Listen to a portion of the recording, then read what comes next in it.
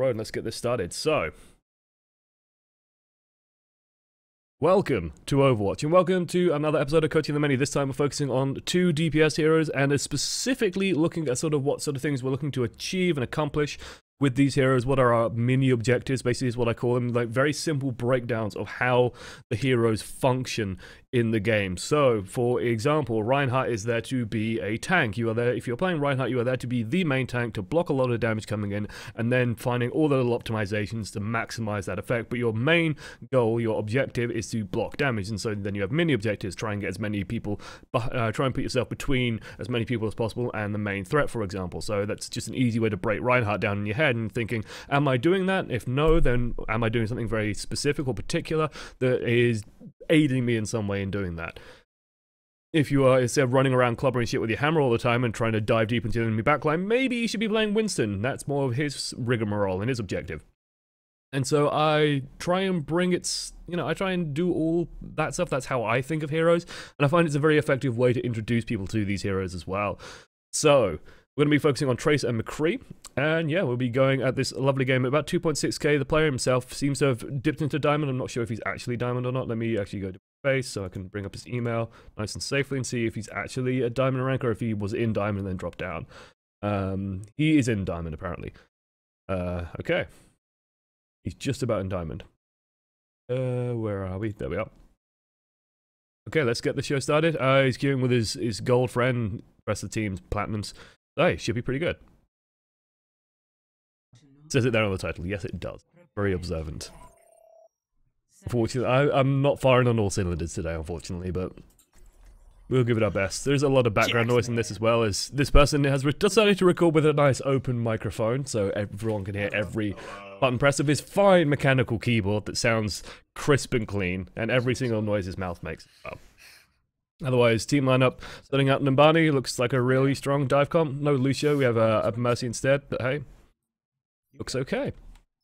Let's jump forward. Let's skip through this. So, if you are playing a dive comp and you're playing it in ranked, first things first, hope that your team is talking. Good sign so far that the team is chatting a little bit. This is, I think, on North American servers from the sounds of the accents. So it should be okay for that.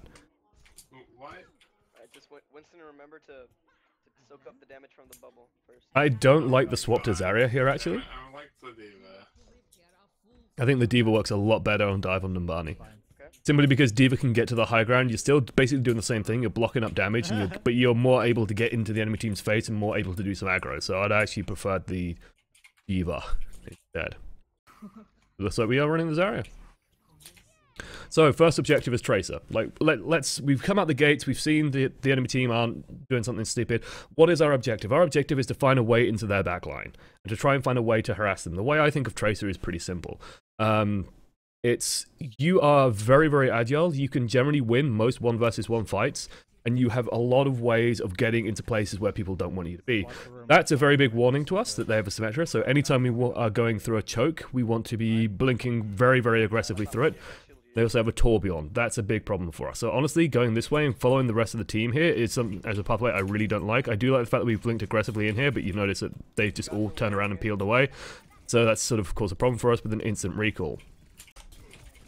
When playing TRACER on Numbani, I generally prefer to try and find a direction that the bulk of my team isn't going, just because it can make life awkward for them. Spotting out the Symmetra being up here, it's good that the team didn't then push through there, because that's a bad idea.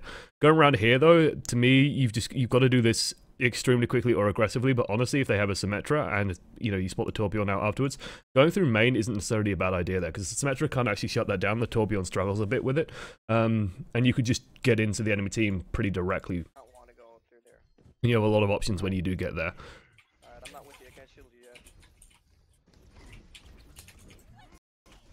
yet. Honestly, rather than going this way, there is a suggestion, there is a school of thought, which is just, like, that you're going to have to use probably 2 blinks to get through this. Like, even blinking forward here, we probably have to use these 2 blinks just to get through.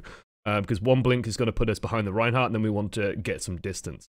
And honestly, I'd say going up here, like, even though we probably want to get into this back alley, and I say that is, like, the sweetest spot for us to get into, if we can get into the pathway up here, that would be absolutely amazing, but we might be able to just settle for getting into here. and getting into this part.